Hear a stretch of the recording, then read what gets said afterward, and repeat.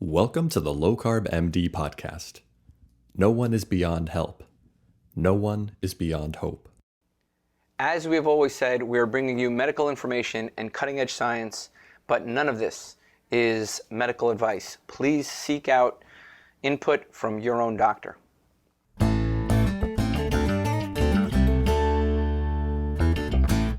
Hello and welcome back to the Low Carb MD Podcast. Tro, you're in Canada. Yeah, I'm in Canada, but I'm excited about today. Busy family? I'm on vacation, but I did not want to miss this interview. It's good to have. It's actually people that are coming back. That's how much we respect them and how much we respect their work. And we never get people to go. No one ever wants to come back and spend another hour with us, Tro. So this is good for us. But this is a critically important topic. I think this is one of the topics that, for all of us, we just really, especially us older guys who have wives maybe going through menopause, like understanding it. There's so much misinformation out there and so much confusion and frustration. And so it's good to have the experts here to educate us. So today we have, we don't need an introduction, but I'll go through them. Kristin Johnson and Maria Claps from Wise and Well. If you don't follow them on Instagram, go follow them. I have had the pleasure of actually getting an advanced copy of their book and actually reading their book.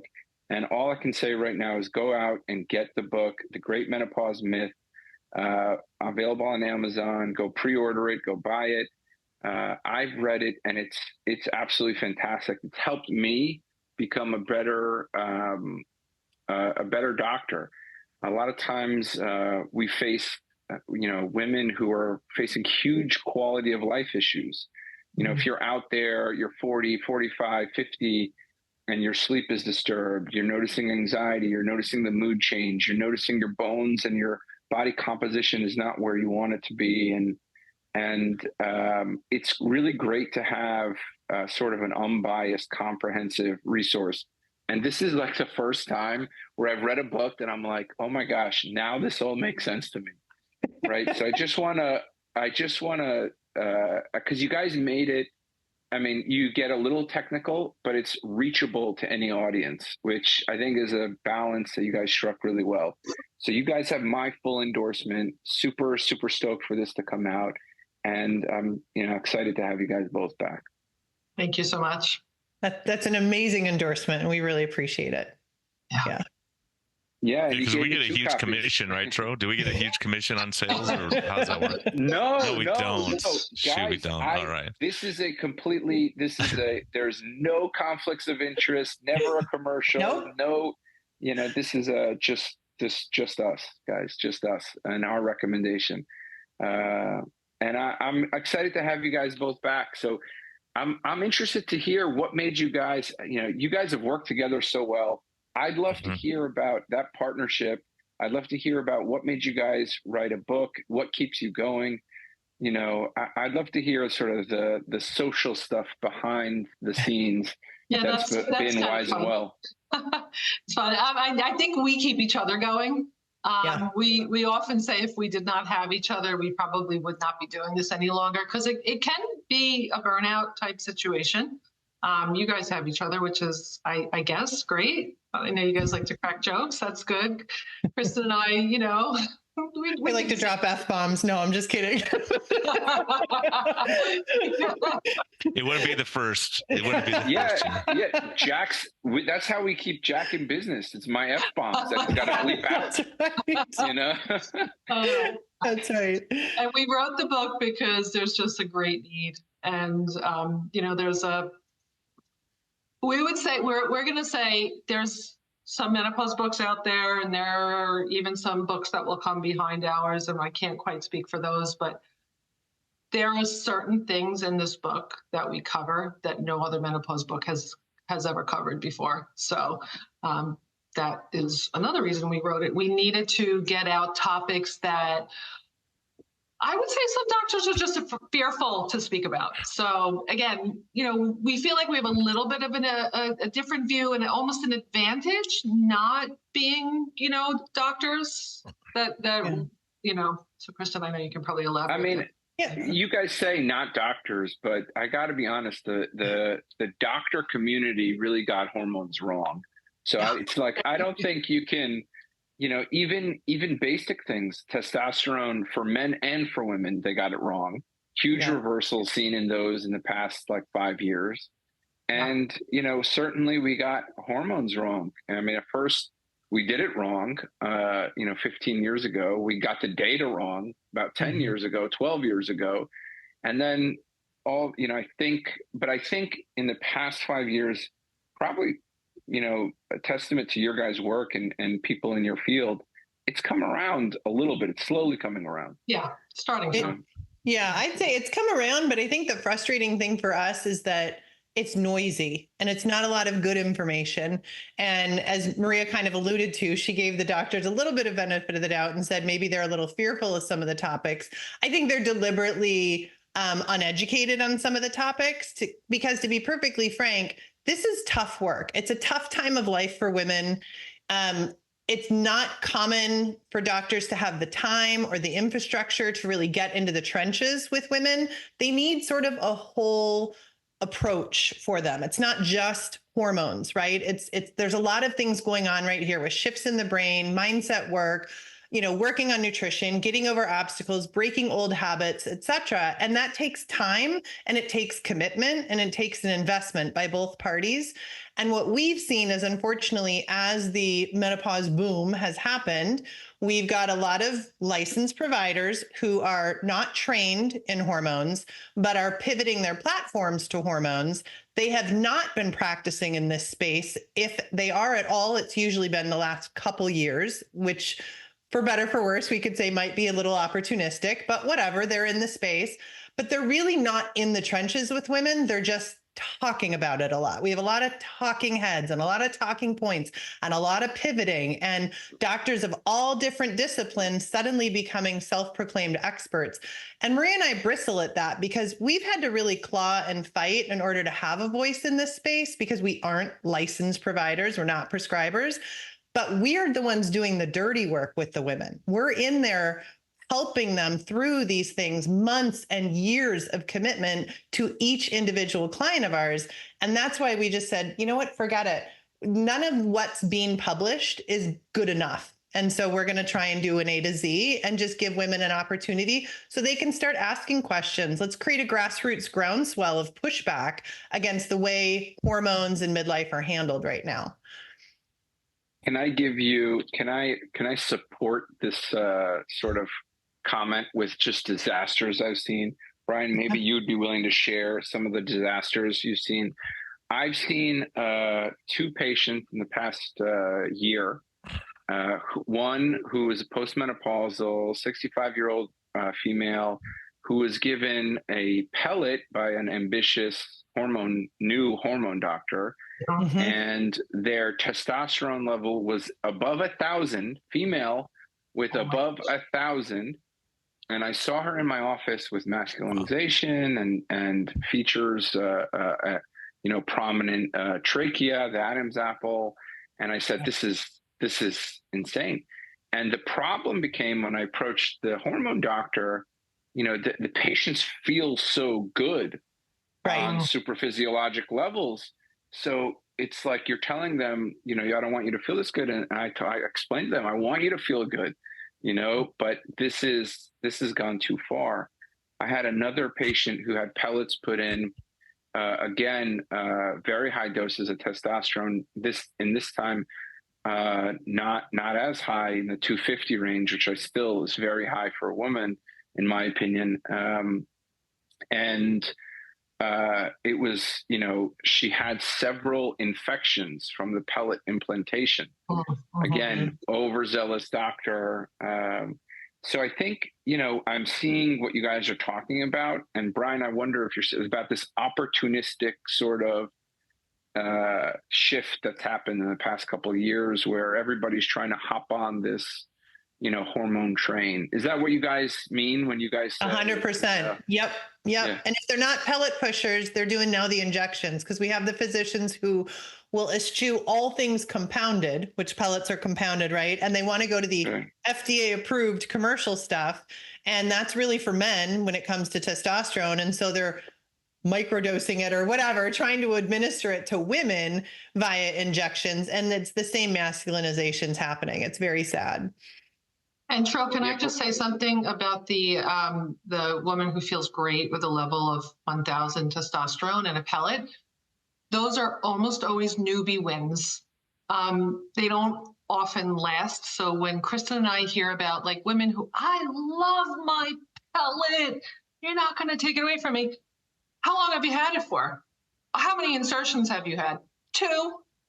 I'm like, okay, fine. Yeah. I never want to discount someone's lived experience. I'm like, HRT should be for life.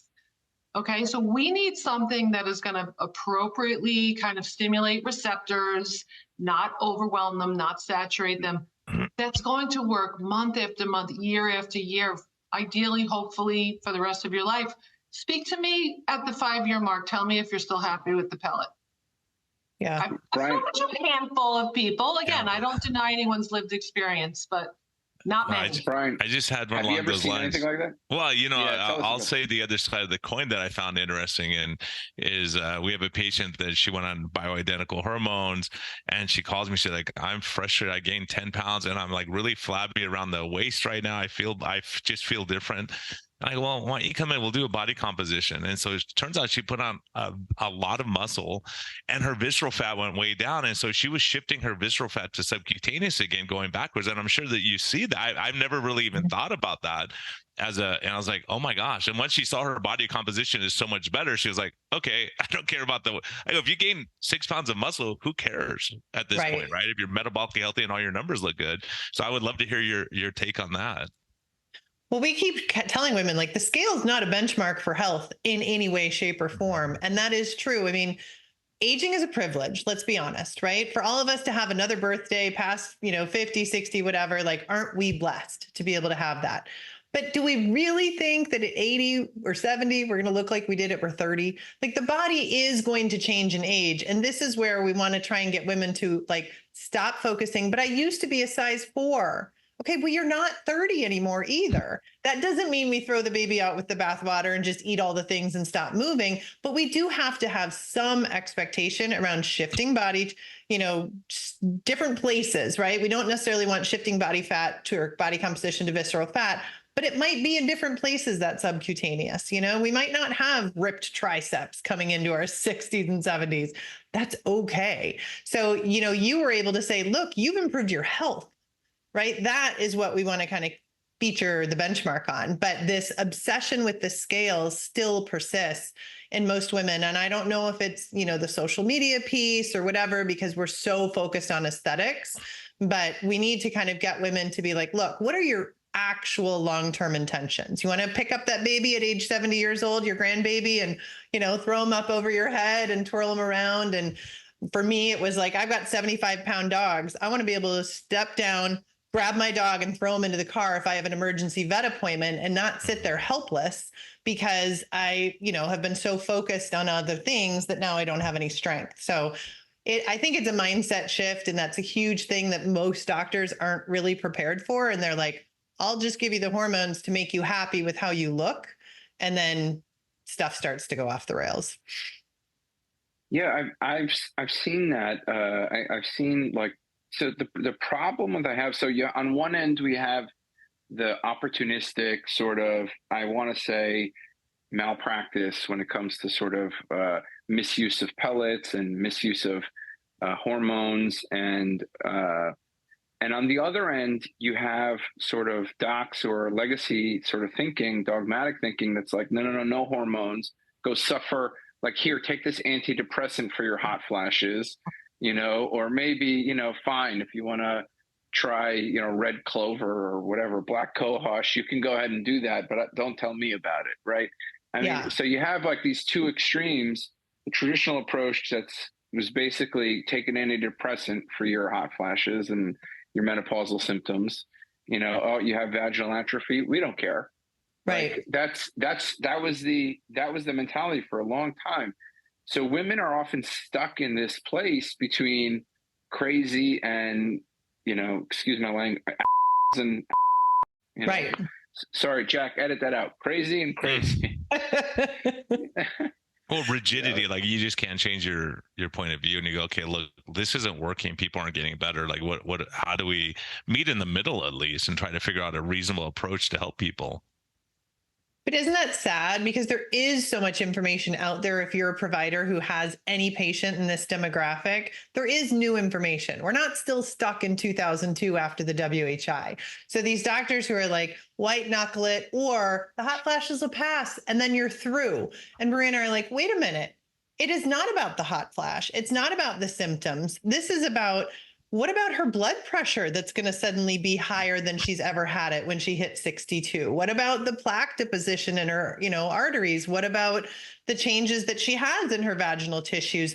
Women are going to want to talk about that. That's difficult to talk about, right? And so these doctors, they just sort of get away with whack-a-mole on the symptom suppression, either using pharmaceuticals or telling women to gut it through. And that's where Maria and I are just kind of going to call BS on all of it. That's not the imperative of hormone loss. That's the other end of malpractice. You get somebody who's perimenopausal, postmenopausal, they may not even say it, and the doc won't ask, how's your sex life? Is sex still pleasurable? They're not even asking those questions, right? They're not even asking, how's your sleep? How's your anxiety level? Right. And then they're like, take an antidepressant for your hot flashes. Right. It's like, I think that's malpractice. Like we were ragging on, especially because that affects everything, right? It affects your oxytocin levels. When you're not connecting with your partner, you can't have sex, and it's uncomfortable, and then the husband feels rejected, and you get into these huge issues. And so it's a hard thing. And I've seen it too. The other side of malpractice, I've seen patients come to me and I'm looking at their records and they got Cipro, whatever, antibiotic for urinary infections, right? And you go, the urinalysis was negative on all those occasions. Why are they getting antibiotics when they're having urethral thinning, right? They're having vaginal atrophy. So it's frustrating because, people just do that and no one questions it. And now their gut's screwed up and now they got diarrhea all the time and they got C. diff because they're getting antibiotics for something that it's not going to help the problem. Yeah, exactly. So what do we do? This is what you guys mean when you say getting into the weeds. This is what you guys are seeing, and most docs don't see this. That's the reality. Right. Well, or they give them 7 minutes. Right. You're not going to cover it all in 7 minutes. So women are going to focus on maybe their most pressing thing, which is usually body fat and maybe hot flash, and that's about it. Well, can you guys talk to us? So what are those? Bring those voices to light here. What are those complaints that are going unheard, going to their, that are not being heard by the doctors? Like, you guys hear it all the time, but I'm sure the listeners want to hear that. Like, what are all the things that you hear commonly? Well, gosh, we hear some of we hear a lot of like body aches and pains, right? And unfortunately, the orthopedists and I think even usually the physical therapists and the GPs are not connecting. Oh, gee, you're 52, and you've got a frozen shoulder. I wonder why that could be. I mean, it's so often related to an estrogen deficiency. So that is, one thing that's kind of really getting missed. Heart palpitations. Well, gee, could that be the low estrogen? Yes, it can be.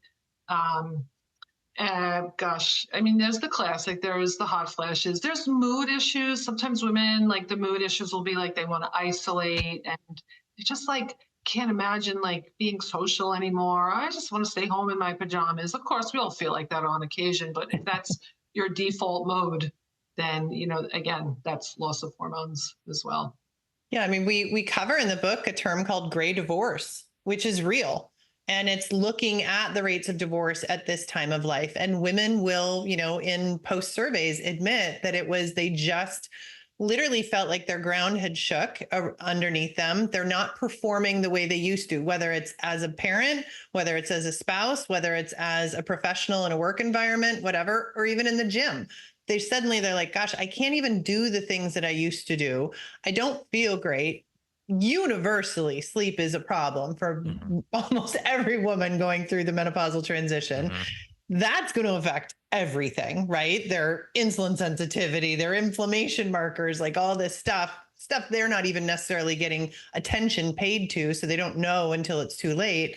But then just the ability to sort of feel that the next phase is a phase that's full of hope and promise and good stuff. And that's, I think, the messaging that's failing these women in these doctors' office. This is a part of aging. You'll get through it.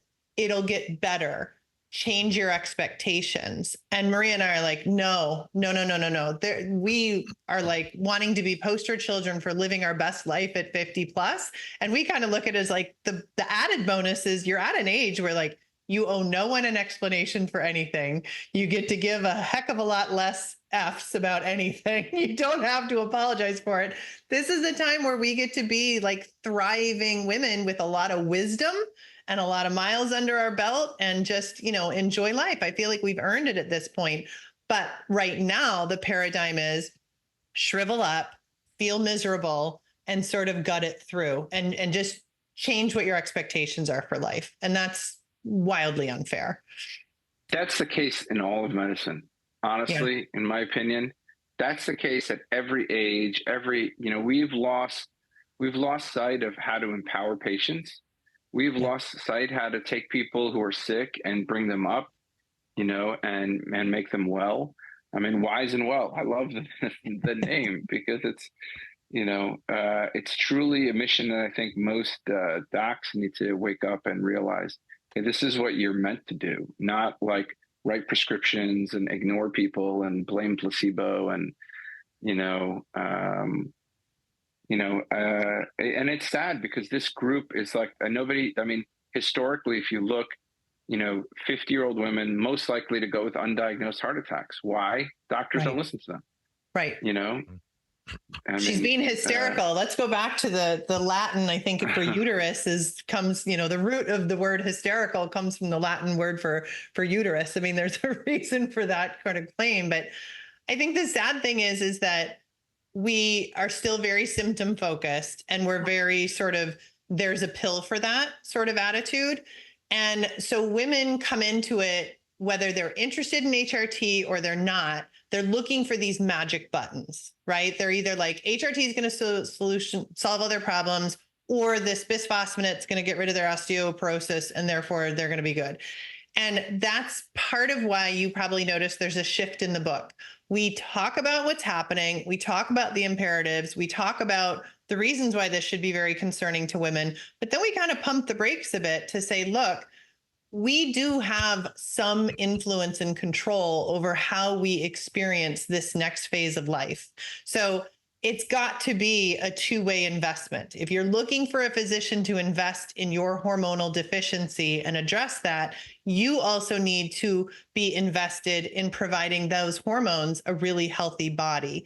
And that's where I think a lot of women are struggling because they just are so exasperated and frustrated and exhausted. They just want someone to solve it for them. And that's part of the hard work of mine and Maria's job is saying, this is a two-way street and you need to put in some work too. Yeah. And especially if you have this mental fog and you just have no motivation, you're just tired all the time. It's so hard to do those things, but you realize when you do those, you feel that much better. Yeah. And it was a learning experience for me because for Tro and I, it's like, okay, just go low carb keto, do this and this. And you start realizing how much, and I have people that, what happened is that there was a provider who was doing HRT in California, but once COVID ended, they couldn't do that anymore. So they go, Brian, do you want to just take over these patients for me and do their primary care stuff? And so I would talk to these women and I said, well, what was the biggest, because they're like, oh my gosh, my life's so much better. I go, what was it? Was it lifestyle and keto, or was it like they go, no, once I went on the hormones, it made all the difference in the world, even way more, even though we see the miracles that happen when people cut out processed food and sugars and realizing if you do both, you do that much better. But hormones definitely play a role. And I think it's something that we've kind of neglected. And that's why I brought someone in who specializes more in HRT, and so, because it's not my area of expertise. So working together, we've seen some dramatic improvements in patients and it's amazing. Yeah. Absolutely. Yeah. They have to go hand in hand. Although I would have to say, I agree, like we get women, we get them into the program, we get them making changes when they work with us. And they have many women, not all, but many women have a lot of wins by, wow, I didn't know that I would feel a brighter mood because I've gotten my optimal protein in throughout the day. Like that can be life changing. And then when we layer, really good quality HRT on top of that, they're just like, they're just bulletproof, really. They're like, pry it from my cold, dead hands is usually what they're like. Yeah. Yeah. I think in general, that's the nutrient needs change at that time. Like the hormonal shifts change. I cannot stress as much. I feel like protein becomes even more important. Vitamins become that, and supplementation, maybe even, I should say, becomes a little bit more important. Our modern food is it's like you really need to tackle this from every little angle to make somebody truly feel better. Yeah. And I think that gets discounted, that holistic approach. Well, you and Ryan you guys are unicorns in that space. Let's be honest. What you're doing in terms of helping people with nutrition and lifestyle is not what 99.999% of patients are getting from their providers. Well, it's maddening because like I'll talk to people and how much you sleep, and I only sleep like 4 hours. Like, okay. Let's look at that, like stress, or how's work, how's life, and you look at the effects of stress. I mean, it's very clear when you look at the literature and you look at the data and you talk to people. Like I always say this to Tro, and this has been a kind of more of our focus of mindset and other things besides just dietary stuff. Because if you are stressed and not sleeping, it's going to be hard to stick to a diet plan because you're stressed and you don't care. And I go, just give me cookies to make my dopamine go up in my brain, whatever. So I think it's such a hard thing if we don't look at the whole body and everything going on, because so many people have been driven their whole life, or a lot of women I talk to in particular will say, I raised my kids, now I'm like looking around, go, what the hell do I do now? Like, what do I do in life? Like, some people are playing pickleball, or they start doing volunteer work, or they find a purpose. So I think that's a huge aspect of it too, is being able to laugh and enjoy and just go look at the birds or go relax and do things that just calm your nervous system down. Because I think so many of us have been just so driven our whole life, and it's hard to I speak from experience, come back from that and say, okay, how do I just not feel guilty if I look at the birds for an hour or go play with my dogs or something where you're not productive. Right. And that's, you just said, sleep, let's say, and stress affect everything in the body. And we'll say, and so do hormones, that we have this image graphic in the book that shows literally, the women don't understand, from the moisture level of your eyes, right, down to the strength of your toenails, to the tau clearance of your brain, like everything in the body is dependent upon our female hormones.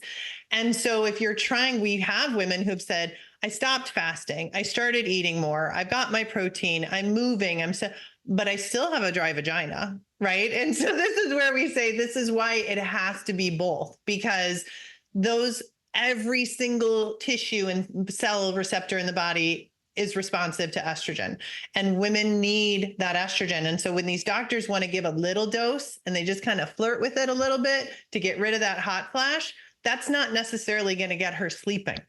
Right. So we've like supposedly told a woman, well, I've given you the solution. Here's your HRT, as though it's some off the shelf, box.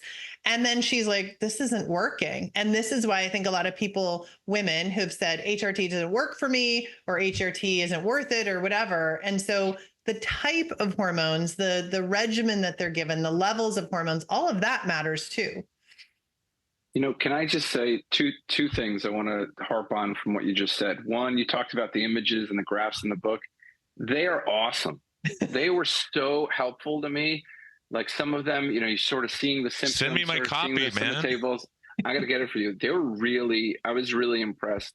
And then the second thing coming back, I think the point you were making was about getting the right dose of hormones. And the problem in medicine is right now, when it comes to HRT, the way they view hormones is give the minimal dose possible. Right. And I think that that's a problem. It's a problem with thyroid. It's a problem with estrogen. It's a problem with progesterone. It's a problem with testosterone, right? You want to, cater to sort of their own feedback, I think, to some degree, right?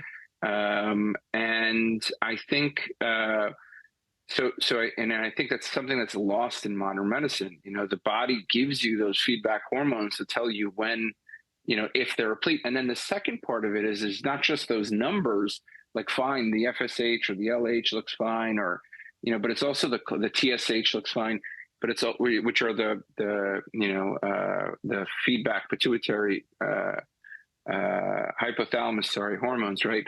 Then, but it's also the clinical symptoms, right? Like, how are you actually feeling? You know, right? And it's combining those two, which I think that modern medicine doesn't do. It's like, actually, let's look at your own biofeedback, you know, your lab work and et cetera, and how are you actually feeling? You know, and I'll give a quick example about thyroid hormone. We've seen, you know, people who have her dose with just T4 and their TSH is like 4, and their doctor's like, you should be fine, you know, and they're not fine, you know, and they're not fine. And, you know, we'll see docs give estrogen and progesterone, and it's like, well, they still have no sex drive, like, and they still, you know, their body composition is not there, and they feel fatigued after their exercise. Like, do you want to think about a little testosterone, you know? And the sad part about it all is it's in the guidelines. There's no excuse. You know? But remember, the North American Menopause Society does not support testing. And so they tell a woman, if you're feeling good, that's all that matters. Well, Maria and I cannot find a more scorned woman who is 62 years old. She's been on the patch for the last 10 years, and she just got diagnosed with osteoporosis. And she can't believe it because her hot flashes went away and she was feeling good, but nobody was checking her serum levels. Nobody was, you know, completely asleep at the switch when it comes to her hormones in her body. And the frustrating thing is, if that woman had been 32 and her hormones were low enough that, let's say, she didn't have a cycle, every red flag in the country would go up, and we would be like, we need to address this. Even if she didn't want to have fertility and didn't want to have a baby, we'd say, oh my gosh, you're at risk for osteoporosis. Oh my gosh, you're at risk for premature heart disease. But yet a 62-year-old woman, we don't need to worry about those things. We just need to give her enough so that that hot flash goes away. I mean, that's the thing that just drives me and Maria bonkers. But because she's been on that 0.025 patch, and like Kristin said, her symptoms have been abated. But yet, you know, were we to test and see that, you know, she only got like a level of 30 picograms in the blood, well, that's not enough to maintain bone. It's enough to take away a hot flash in most cases. Right. It's not enough to maintain bone. So, yeah, we talk about these things in the book quite a bit. Yeah, and I think that you raise a good point too, is like all these, and it just makes me laugh because I have a patient we were talking to, and he was like, Doc, I want to go on these huge doses of testosterone. I'm like, I'm not the guy. I'm not going to, I don't believe in this super physiologic doses. And I go, plus you don't work out. Why don't you try working out and see what happens? You haven't worked out in 3 years. And so I started talking to him. He goes, well, I just want to put some muscle mass on. I go, you got to work out. You can't just sit on your desk and not work out. And he goes, do you think that's why steroids didn't work for me? It's like, oh my gosh. These guys don't just shoot steroids to get muscles. They're in the gym. They're doing the work, you know, obviously. But it's just so funny how people just want to like shoot me up with something and let me be like have a perfect body, but I'm not going to change my diet or exercise or sleep patterns. Yeah. Yeah, that's why it's so huge that we have a team approach where we have people like, so are you mostly just training, health coaching and like getting women on track and saying, okay, here's the things we have to address? Like, how's that working for you? Like dealing with doctors, is that a struggle? Like to get them on the right hormone balancing and all that kind of stuff? How do you like in a practicality, how do you approach that? Thankfully, we have several physicians that we work with that have actually been mentors of ours for years now. We need more, but we have a bunch of really good ones. And we try and teach women how to have the conversation with her provider if she's really wedded to her provider, right? A lot of women feel an acute fondness for their gynecologist because they also happen to be their obstetrician and they delivered their babies, right? And so they're like, but she should know how to help me. So we just try and teach the women that we work with, like, look, this is what you should be looking for. This is the possibility, see if your doctor will do this. I mean, Maria, I think today in the last 24 hours, we've had probably 3 or 4 messages on our EHR from past clients that we haven't talked to in 2-3 years who are saying, so I stuck with my provider and we've been doing this, et cetera. And now my uterus has started to bleed and they're going to make me go have a D&C, but they can't even get a transvaginal ultrasound up me because my cervix has closed down so much. Do you think I need more estrogen? Or do you think I should stop my HRT? Right. And so there's just constant education to sort of give women the vernacular, the, whole vocabulary that they need to have these conversations with providers. I mean, and what do you find in practicality? What happens when they go talk to their doctor? Or like, most of the time, is the doctor receptive or not? Because what I'm saying is, like, I have people all the time that come to me because their doctor refuses to order an insulin level or A1C. Yeah. You don't need it. You're fine. I could just look at you and tell you, you know what I mean? It's like they're having all these symptoms of, So is it like, are the doctors, when they go into their doctors with this information, do the doctors listen, or is it like, hey, I got 7 minutes, I'm not dealing with this? Vast majority of time, they fire their doctor and they find someone else. It is a diamond in the rough, and we do not let that opportunity go by when we have someone say, hey, my doctor was open to what I was telling them. Do you think I could put you in touch and you could talk to them? Or is there a place where they could go get training on this? And then we're like, thank you, Lord. Yes, there is a place you can go get training, and, we'd love to chat with them. But at the end of the day, these doctors are very much wedded to the medical societies and the insurance regulatory framework that they operate in. And so there may be a limit to the services that they're going to be willing to provide these women. So a lot of times women are just having to opt out of the system. It's amazing. I actually worked with an endocrinologist, and the endocrinologist said, no, all you need is a TSH. That's all you need. You don't need anything else. I was like, I think you need more than that, probably, right? I mean, because we see it all the time where there's a discordance between the T3, free T3, and the TSH. And if you just based on that, you would totally mismanage the patient. Do you see that, Tro? All the time. Like, all the TSH time. is all they get. That's it. Yeah, T3, they don't check reverse T3, T3 uptake. They're not looking at these things.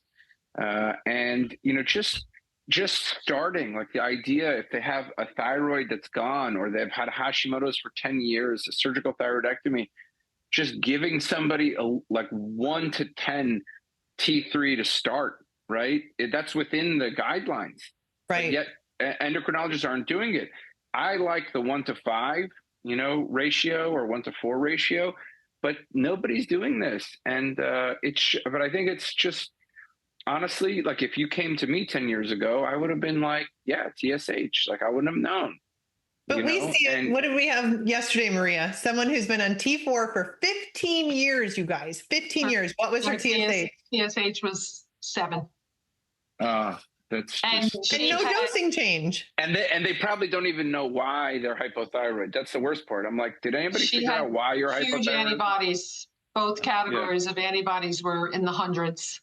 And she had no idea. None. And you guys checked it, right? Nobody was like, oh, you have an autoimmune disease, right? Like, right. That's the other thing. I cannot tell you how many people are like, I was told I have hypothyroidism. What's the cause? I don't know.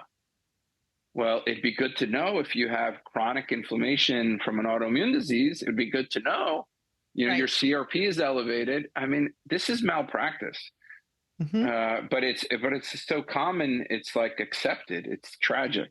But see, we accepted you guys, and I think it's more mainstream to say, boy, this is really mismanagement if it's endocrine hormones like thyroid and insulin. But why is it not the same when it comes to estrogen? Oh, it boggles my mind. We have FSH and LH. We have feedback hormones. Like, you have the body's telling you, like, hey, I have enough. Thank you. Like, it never made sense to me. Why don't we track these things? Why are we just like blanket giving people the lowest possible dose of, estrogen? It didn't make sense to me. Well, they tie it to aging. So they say your levels are normal. And this is what women will say. I don't know if I need HRT. I was told that my estrogen's normal. And Maria's like, well, 5 is normal for menopause, but that doesn't mean it's optimal. You know, 100% same thing for testosterone. You know, for the longest time, testosterone supplementation, you know, the one hand of it is our population is so sick, their testosterone level is dropped. So we got to get them unsick, right? First, we got to get them unsick, you know, and once you get them unsick, you know, you don't have to accept that, you know, for the longest time we thought, you know, giving people testosterone, transdermal testosterone is going to cause them heart attacks. That's been debunked. We have 5-year studies in 65, 70-year-old patients with a history of heart disease. For 5 years, they took testosterone, you know, brought their levels from 200 to 600 and no adverse events. In fact, all quality of life. So I think the time has turned for all hormones, right? To like stop this BS approach and let's restart. And the way every listener right now can start their education process is go get this book, right? The Great Menopause Myth, and start the real education and let go of the misinformation, because there's so much of it. It's tragic. It's really and it's so ubiquitous. You can't but help think that that's the truth, and it's not. Right. You know. Right. Yeah, you hear it over and over and over, so it's got to be true. And they go, wait, this doesn't make sense. And I think when you start using critical thinking, you go, is this working for you? How are you doing? Are you feeling better? It's just like people on a million supplements and they feel like crap all the time. It's like, okay, these supplements aren't working for you. Maybe we have to try a different approach, right? Maybe work on stress and sleep and all these other things. And speaking of which, I would love to pick your brains a little bit in the couple minutes we have left. This excess cortisol, like people who've lived their life, corporate life, stressed out their whole life, and now all of a sudden they start feeling like garbage. And so how does the whole, like, do we have any secrets to lowering the cortisol or helping with adrenal fatigue, those kind of things that are obviously confound all these hormone issues also? Well, like eating enough and eating the right types of foods, and honestly just putting the phone down, taking breaks from it, getting outside, getting nature, walking. I mean, God, I love the walks of you and Nate. I saw I've seen a couple of posts of you in nature. You know, I think it was Maria, you know, and you post it. I'm like, yes, another nature lover. So you know, you're not just saying it; you actually live it. You know, we try. Yeah. I mean, just thinking of the circadian rhythm, it's like, why are you eating dinner at 8:00 at night and your first meal of the day at noon? You know, and you're on your screen from the moment you get out of bed. You know, how many people roll over, grab their phone, and they're looking at it? So it's the cortisol crisis that I think we have in this world is, one, too many people think it's bad. I mean, we would say that cortisol is keeping you alive. It's not your enemy. But then 2, you know, the body's mechanism is highly influenced by your daily choices. So if you're going to be living outside of alignment with circadian rhythm, guess what is also going to be screwed up? Your internal circadian rhythm. So, you know, I joke back when I got a puppy 2 years ago, which my husband, has me on tape saying I'll never do again.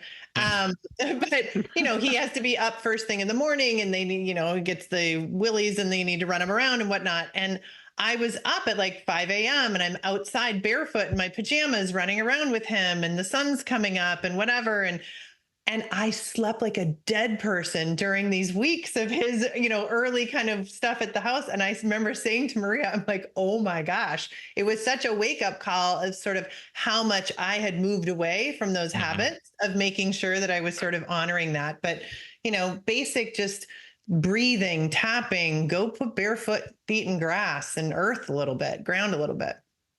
Oh, that's different than my We really believe that most adrenal issues are very much mitigated by lifestyle. Yes, some supplements can be helpful, you know, maybe short term, some supportive, you know, adaptogens, but like it's largely a lifestyle thing. It really is. Yeah, enjoy life, connect with people, have community, all this stuff we've been rambling on about. How you see things, yes, absolutely. Yeah, your point of view and your life perspective, and you know, count your blessings for 5 minutes here and there, you know, those kind of things. And so it's amazing because I was giving a talk about oxytocin, and like I read a lot of studies. I was like, wow, this is pretty amazing. But every study at the end of it said, if pharma can only figure out a way to boost oxytocin levels, like a long-acting because it's short-lived, right? So you have to go out and enjoy yourself more and more. But it's funny, it's like none of these studies said, hey, go out and relax and enjoy life and play with your dogs, or go out at 5 a.m. and get, grounded and, walking in the dirt, whatever. It's just amazing how we want pharma to fix all these problems and not say, hey, just slow down a little bit. No one said that when we were dealing with a few years ago. Well, maybe eat healthy. Wait, what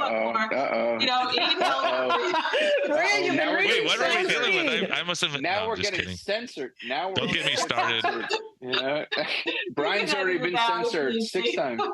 I love it. Only 4. Only 4.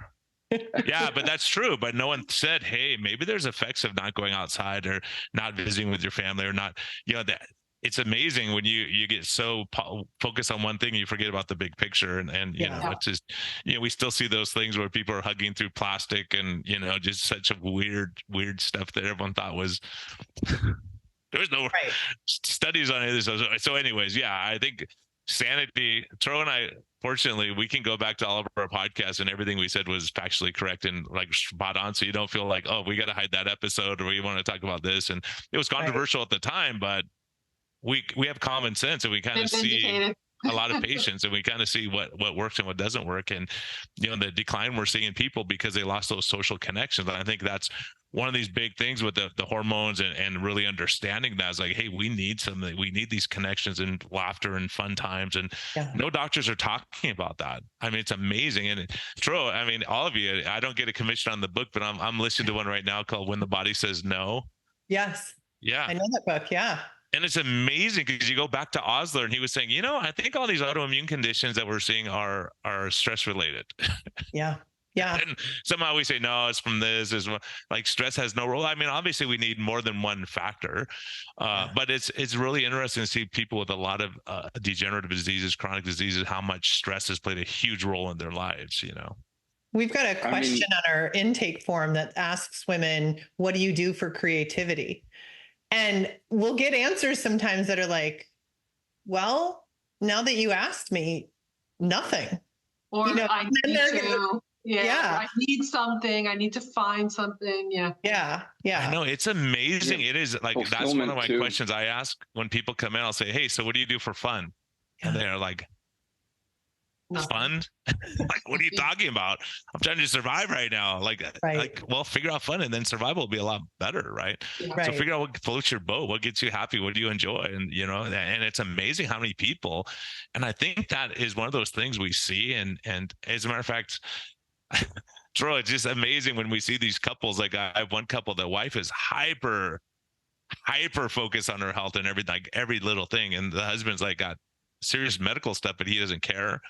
But it's amazing. It's like how much of it is because you're so hyper worried about every single thing that you do. It's like, oh, what could be in my air? What could be in the water? What can be, you know what I mean? And you get so worried, like some of this stuff's out of your control and you have to go, I'll do the best I can at some point. But so we get so hyper focused, right? Yeah. Sometimes I think like, do you think like when we were scavenging for food, we wondered about how old, that carcass was, or how much cadmium was in the tuber we just pulled out. Like we didn't think about all that. We just live. So I think to some degree, we just have to accept that we're not going to be able to control everything. Right. But what's changed, Brian, that I think in our modern world is we accept so much everyday toxins, right? Like we accept everyday microplastics. We accept everyday sugars in our foods. We accept the nutrient depletion. We accept, we just accept the light pollution, we accept noise pollution, right? And I think all of this has effect. And honestly, we accept social stress. If you look at every single patient that's come to my office that's truly struggled, and I've never met a patient who I thought to myself, this person doesn't want to get healthy. I've never met a patient. But that I actually said to myself, this person I didn't have that judgmental thought. The 1 or 2 times where I questioned my judgment a little bit, like my faith sort of slipped, those patients later on told me they were going through immense stress that they didn't feel comfortable telling me about, right? They were going through things, a child was going through a transgender procedure. they were getting divorced. Their only child was having a fight with them. They, some of these like cataclysmic sort of events that they couldn't process. That has been the only time I've seen people stay unwell. Yeah. And so I think, Brian, you're absolutely right. You can't control everything. And sometimes we just have to focus on what we can control. Yeah. And then above all, dig deep into those things that are really bringing our health down. Those psychological, community, social, things that really keep people bogged down. I think that's the secret to medicine, if you ask me. It's uncovering those things that they don't want to talk about. Those things that, why can't somebody make healthy choices? Because there's an immense psychological stress on them. Yeah. That's preventing them from making healthy choices and being their optimal self.